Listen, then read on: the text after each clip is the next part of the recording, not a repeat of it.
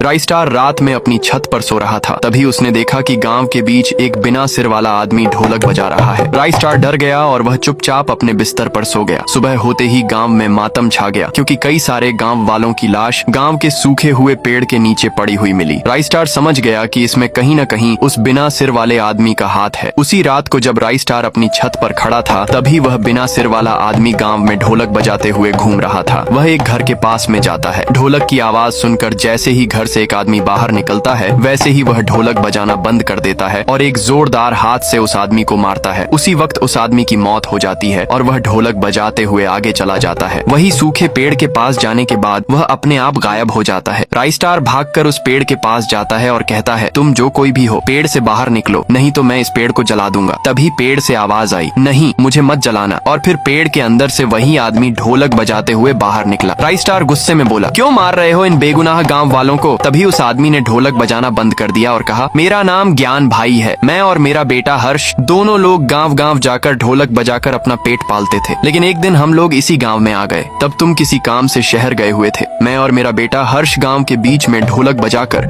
लोगों का मनोरंजन कर रहे थे। तभी हमारे पास साबिर बॉस आया और उसने कहा, तुम लोग कितने दिनों तक लगातार ढोलक बजा सकते हो? मैंने कहा, प्रधान जी, मैं कम से कम 7 दिन लगातार ढोलक बजा सकता हूँ। साबिर बॉस हंस पड़ा और बोला, क्यों झूठ बोल रहे हो? अगर तुम 7 दिन तक लगातार ढोलक बजा दोगे तो मैं तुम्हें 10 लाख रुपए दूंगा। मैं और मेरे बेटे ने ढोलक बजाना शुरू किया। दिन रात 24 घंटे हम दोनों ढोलक बजाते रहे। धीरे धीरे 7 दिन पूरे हो गए। सभी गांव वालों ने हमारी तारीफ की और वादे के मुताबिक साबिर बॉस ने हमें 10 लाख रुपए दे दिए। जब हम दोनों जंगल के रास्ते से अपने घर जा रहे थे, तभी रास्ते में ही साबिर बॉस और उसके कुछ गुंडों ने हमें घेर लिया और हमारे सारे पैसे छीन लिए। उन्होंने हमारे साथ मारपीट भी की। जब हम लोग दोबारा गांव में आए और यह बात सबको बताई, तो किसी ने हमारी बात का विश्वास नहीं किया, क्योंकि साबिर बॉस ने उन्हें पहले ही भड़का दिया था। फिर गांव वालों और साबिर बॉस ने मिलकर मुझे और मेरे बेटे को इसी सूखे पेड़ के नीचे जलाकर मार डाला। तब से मेरी और मेरे बेटे की आत्मा भटक रही है। ये सुनकर राई स्टार की आंखों में आंसू आ गए और उसने कहा, तुम्हारा असली गुनहगार तो साबिर बॉस है, तो तुम सिर्फ उसी को क्यों नहीं मारते? ज्ञान भाई बोला, आज अमावस्या की रात है। आज मैं और मेरा बेटा दोनों मिलकर साबिर बॉस को मार देंगे। उसके बाद हम दोनों की आत्मा हमेशा के लिए आजाद हो जाएगी। राई स्टार, तुम सिर्फ इसी पेड़ के नीचे खड़े होकर पूरी रात ढोलक बजाते रहना। इससे मेरी शक्तियाँ बढ़ेंगी और मैं साबिर बॉस को आसानी से मार सकूंगा। राई स्टार ने वैसा ही किया। इधर जब साबिर बॉस रात में अपने घर में आराम से सो रहा था, तभी वहाँ पर ज्ञान भाई की आत्मा आ गई। उसने जोर से उसके सिर पर ढोलक बजाई, जिससे साबिर बॉस के कान के पर्दे फट गए और उसका पूरा शरीर भी चकनाचूर हो गया। इस तरह ज्ञान भाई और उसके बेटे हर्ष दोनों की आत्मा को शांति मिल गई।